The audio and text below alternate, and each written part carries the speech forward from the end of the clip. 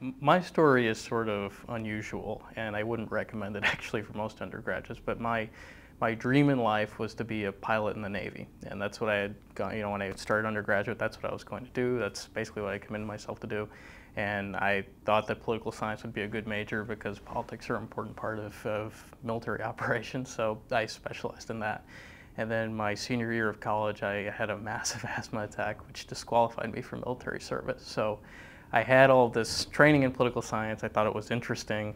And so then I decided to do something with that. I went to graduate school and I just fell in love with quantitative political science. And so it just went from there. It was sort of an accident that worked out perfectly, I guess is the way to describe it.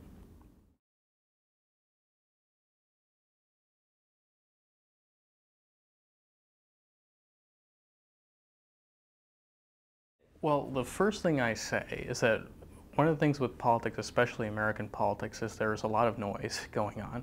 And people tend to approach this from an emotional perspective or just beliefs that they've formed since they were a kid, and they don't interact with people that have different beliefs or different opinions or different experiences. So a lot of what we get is just sort of emotional beliefs. What's valuable in terms of policy, because policy affects so many people, is that we start to look at these things from the scientific perspective and we start thinking, okay, if this is what we favor as our political views, what does that mean for everybody else? And what are the trade-offs involved with enacting particular policy? So just for example, my father really likes tax cuts, but he really doesn't think about what that means for everybody else. And he may be, and he is, sort of militant in his foreign policy views, but he doesn't think about what that means strategically for the rest of the world. So I think looking at things in terms of what do we expect and what are trade-offs and what does the evidence tell us are optimal policies, those are valuable because politics is complicated and we have a lot of trade-offs involved and people don't think about them. So that's where we come in, I think, as political scientists, is we can sort of illustrate trade-offs and where things go and what probabilities happen when we enact certain policies and what are the likelihood of different outcomes if we enact different policies. And that I think is very valuable because it adds sort of order and clarity to the noise that's out there. So I think that's where we are relevant.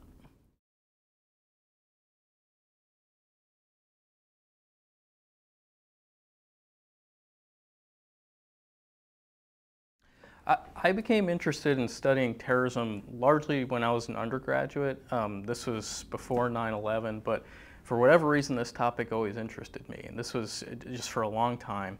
And when I started, I actually believed in a lot of the things that were being written about terrorism, which were quite, there was sort of the same sort of literature that said terrorists are crazy, terrorists are psychotic, and that sort of, it was interesting to me because if terrorists were so different, why were they behaving in this way? And then what was sort of very interesting to me is that the more I studied this and the more I got into it and the more research I looked at, the less those things became true. And that increasingly became interesting to me, that what was being said about terrorists was not necessarily true. They weren't crazy. They did seem to have a strategic rationale behind what they were doing, and it was sending messages to a lot of people. And that was interesting, the whole idea that terrorists are sending signals, that this is happening in a huge environment of uncertainty. That was very, very interesting to me. And I thought that that was going to be something that the United States was going to deal with for quite a while. Then after my military career didn't work out, I just stuck with it because I thought it would be interesting. And then 9/11 happened and a lot more people got interested. Before 9/11, not a lot of people were interested. So it just sort of stuck with me in that way.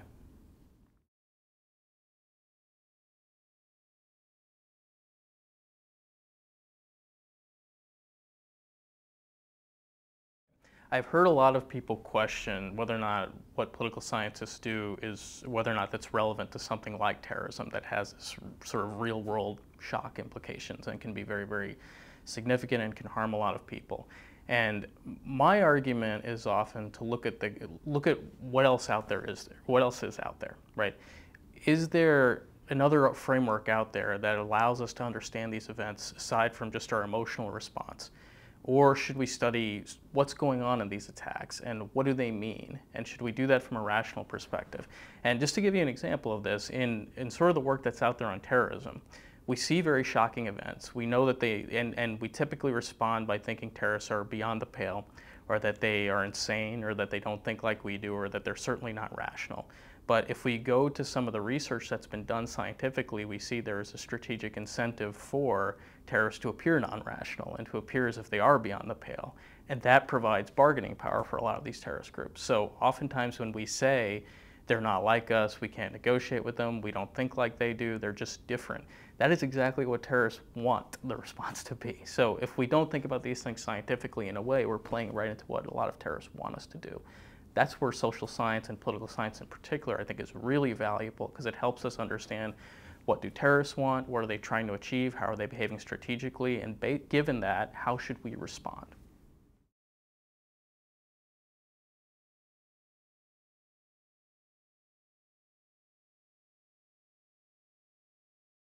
I think the argument that we shouldn't try to predict terrorist attacks and that we can't predict terrorist attacks is interesting. And it actually is sort of refreshing, because right after 9/11, that became the goal of everybody, is to predict when the next one's going to happen, who's going to do the next one.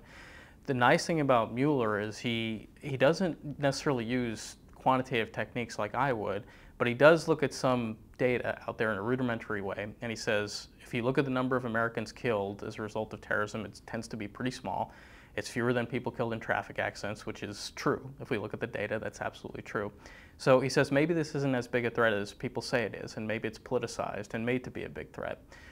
When I started looking at this, I tried to look at data as well, and larger data than just what the State Department was providing. I started looking at data from other countries of the world, and his analysis somewhat performs some risks and tries to get some probabilities of an attack. And I think he puts the probability of an attack as lower, or the probability that you get hurt as a result of terrorism as being lower than drowning in a bathtub. And I think that depends on your area. In some areas of the world, that probably isn't true. You probably have a higher likelihood of being hurt by terrorism. But something that is true, if we look across the globe and across time and space, is that it isn't a particularly high likelihood that you're harmed by terrorism. It tends to be pretty low, and that's not just for Americans, that tends to be for everybody. Crime is far more significant. Food shortages are far more significant. Traffic accidents certainly are, so there are significant threats. Where I think his analysis sort of falls a bit short, I would say, and I really respect his analysis, but where I think it falls short is it doesn't think about, even though terrorism itself doesn't do a whole lot in terms of the damage it causes, the reaction that it engenders is actually quite significant. It can cause wars between states. It can cause repression in different societies. It can cause civil liberties to be contained. That can have the effect of exacerbating the group that's already there and increasing their ranks and possibly pushing them to a point where they are more significant than they were when they initiated that first attack. So looking at this as a dynamic process, I think, is something that's really important if we're going to understand it.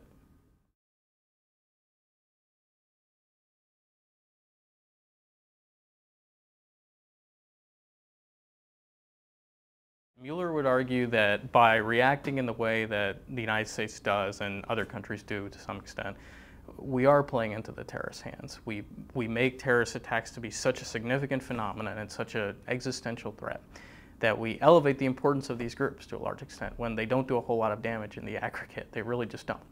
But we make it seem like they're existential, so suddenly they have a lot more prestige than they did before.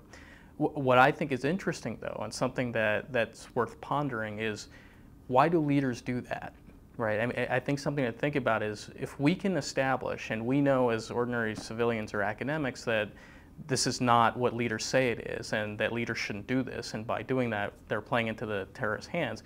A question is, why would they do that if they have the exact same information? Why would any politician say that terrorists are a big deal when they have to know that they really aren't? And something you can find in research about terrorism, and in particular game theoretic models, is there's a strategic incentive on the part of leaders to do that for a lot of reasons. One, they can push their legislative agenda through if there's this perception of a threat, and they're seen as a strong leader that can get things done. Another thing that they can do is, if we look statistically in the aggregate, the vast majority of terrorist movements collapse, and collapse very quickly, usually after the first attack. So if I'm a strategic leader, and I know that the odds are in my favor that a group is going to collapse, and I know that I can make them out to be an existential threat that I've defeated, I have an incentive to do that. I have an incentive to make this group larger than it really is and say, I'm the one that defeated it. That's why you see this behavior, even though it is suboptimal. It's politically expedient to do that. which is interesting. And that's something we can get by looking at these things scientifically versus just taking what's said at face value and assuming that these terrorists are sort of an existential threat in that way.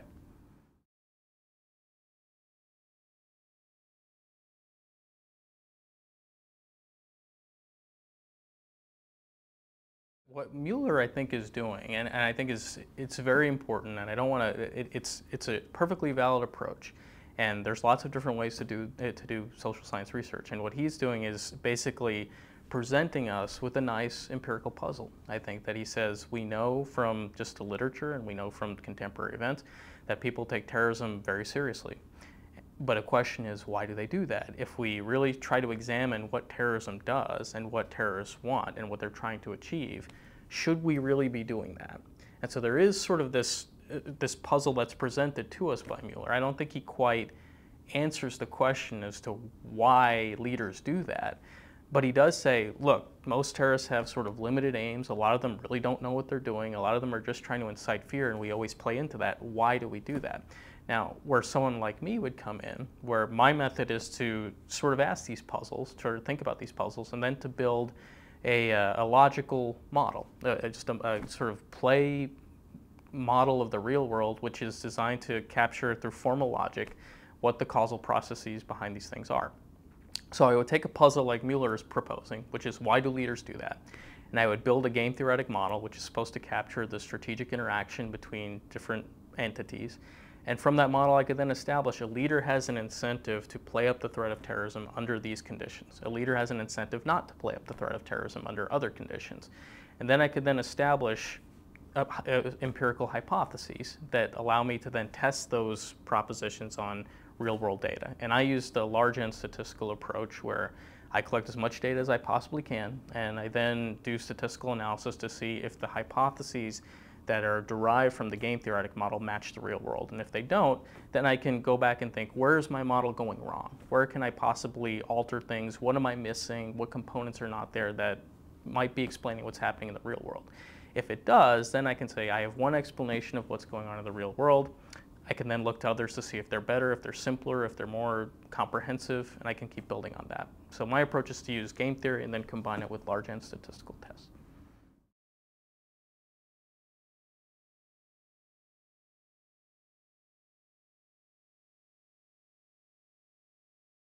One of the ones that I'm working on now, and I've been working on for a while, is one of the main things I'm interested in is state sponsorship of terrorism. And the puzzle that came to me is that if everyone in the international system thinks state sponsorship of terrorism is a bad thing to do, and it's sort of the norm that if a state sponsors terrorism, they should be punished, why would any state do that if they expected that they were going to be punished? Right, so through a game theoretic model, what I was able to sort of figure out is that those states that we think are sponsors, the Irans of the world, the Saddam Hussein's Iraq of the world, they have no incentive to actually sponsor terrorism because they know they're going to be punished and they know people will hold them accountable.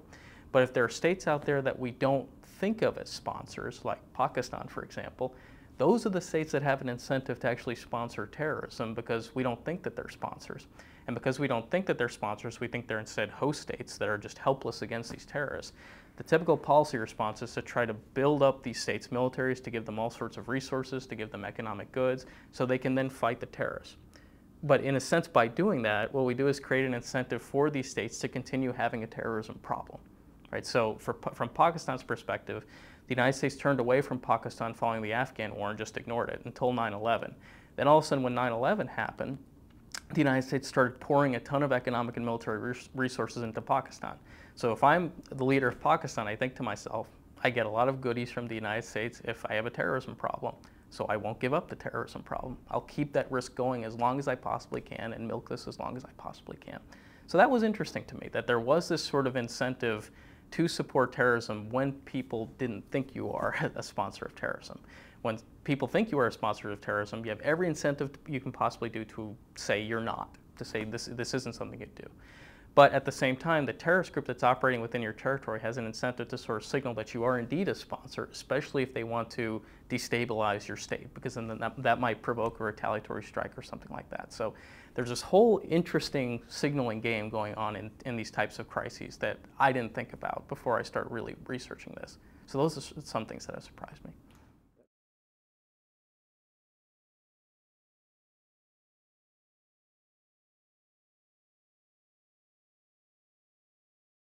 Game theory is actually a very valuable tool in political science for a lot of reasons. And the first thing I think you should do when you look at a game theoretic model is sort of take away the alien factor from it. Because when we look at game theory, it looks like a whole bunch of math that's very, very complicated that no one could possibly understand. But the point of a game theoretic model actually is to basically make an argument like any other argument, but present the assumptions up front and make it a logically consistent argument, which is very, very important. Now, all that game theory is trying to do is understand strategic interaction. And the way you can kind of think about this is if you think about chess or football or any game where you as a coach or you as a player are playing against another one, and both of you are trying to achieve something. So if we think about it in terms of a football game, if I'm an offensive coordinator and I run a certain play, I can't just run the same play over and over and over again. I have to think, if I run this play, what is the defensive coordinator on the other side going to do? That chess match, so to speak, is exactly what we're trying to model in game theory. When we apply it to terrorism, or when we apply it to any political problem, it's absolutely relevant in the sense that any political actor, if they're going to survive in the political sphere, has to think strategically. If a terrorist group is going to try to engage in an attack, it has to think, if we do this, if we engage in this attack, what is the government going to do? If we try to attack this particular nuclear plant, will the government be there? Will the government be defending that installation at any given time? Right, so thinking strategically and thinking in terms of, if I take this move, what will my opponent do? That's all that game theory is trying to accomplish. And it does this using this mathematical models, which really, again, they're not intended to be alien. They're intended to sort of expose the logic. Every argument has this logic behind it, even if it's verbal, even if it has no math. What game theory does is it sort of exposes all the implications of your argument. And the nice thing about the math and the logical consistency is sometimes it exposes implications that we don't think of in the real world. So in my own work, it exposed this conclusion that states that are thought of as sponsors shouldn't sponsor at all, whereas states that we don't think of as sponsors actually have a great incentive to sponsor. And in another one that I worked on, I was looking at military aid in the United States and whether or not the United States would provide military aid to fight terrorism. What we established in that game theoretic model is that if the United States provides military aid to a certain state because they have a terrorism problem, they have an incentive to keep having a terrorism problem, right? Which is not something we normally think about without the game theory, right? But we can establish that through the logic and we can establish the assumptions and we can have a very, very clear model and then we can then use those very clear implications to test things, which is really, really valuable. So studying strategic interaction, it's the heart of all politics, I would say. It's the heart of studying international relations. It's the heart of studying strategic behavior in the United States amongst politicians. And even if we just look at elections, politicians behave strategically. They try to decide where to compete, what states to compete in. Should they contest one state? Should they not contest one state? Those are all strategic questions where game theory can answer.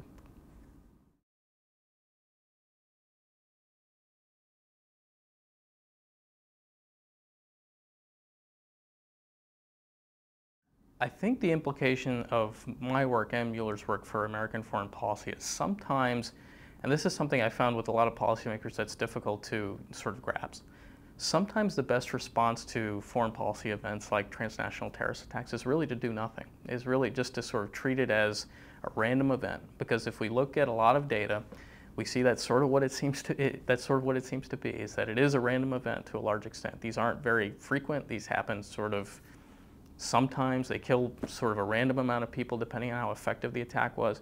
But almost always they're designed by definition to provoke something. They're designed to instill fear, they're designed to provoke a counterstrike, they're designed to initiate conflict or social conflict. Like, I think it has been successful in the United States in initiating social conflict between, the Muslim minority and some of the majority. So that has been effective as far as what terrorists are trying to do.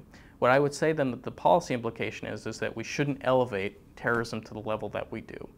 Now, having said that, I realize that leaders have strategic incentives to do that. So that's a problem right there, is that if leaders have the strategic incentive to elevate terrorism to the level that it is, so they can then become heroes, they can then get reelected, they can then write books or whatever it is they do once they leave, that's the sort of problem right there. Because if we elevate it, then it has the potential to really escalate into things like civil wars or international wars and get really, really bad. So that's sort of our choke point that we really need to look at. But there's an incentive for leaders not to sort of do what we think is the optimal thing.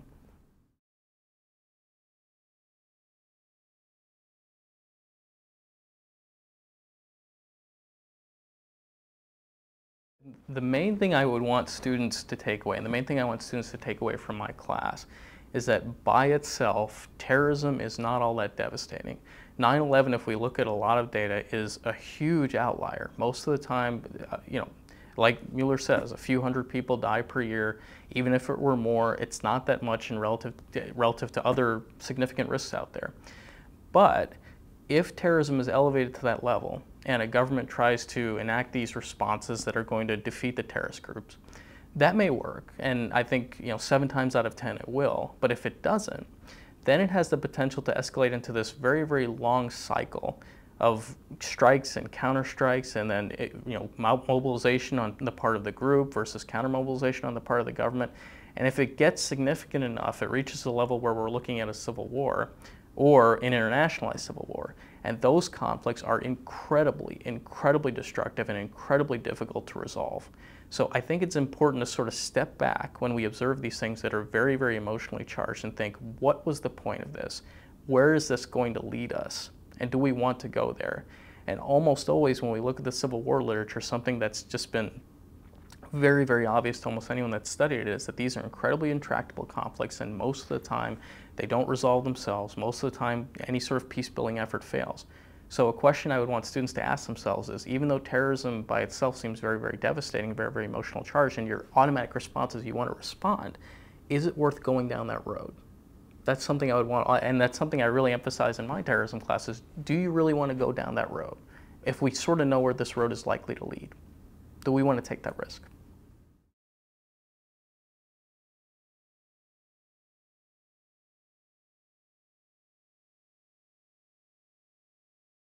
My next projects are going to continue to look at state sponsorship of terrorism because that's just sort of my area of interest. But I'm also working on a project where I'm looking at the growth of insurgencies over time.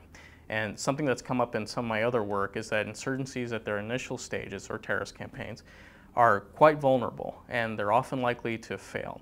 So what I want to understand is what factors sort of enable these groups to persist, and what enables them to actually get to the point where they're sort of self-sustaining, and what can governments do in that interim period to either make that problem worse, or what can they do to make that problem better, with the goal in mind that if we know from the empirical literature that once it gets to a civil war it's incredibly hard to resolve, I think the obvious question then is, how do you resolve it before it gets to a civil war? How can you possibly get this done before we get to that level where it's very, very intractable? So what I'm looking at is, what can governments do at that stage to either buy off the insurgents, make them peaceful, make them cooperative, or disarm the group in some way where it's not as damaging as a civil war might be.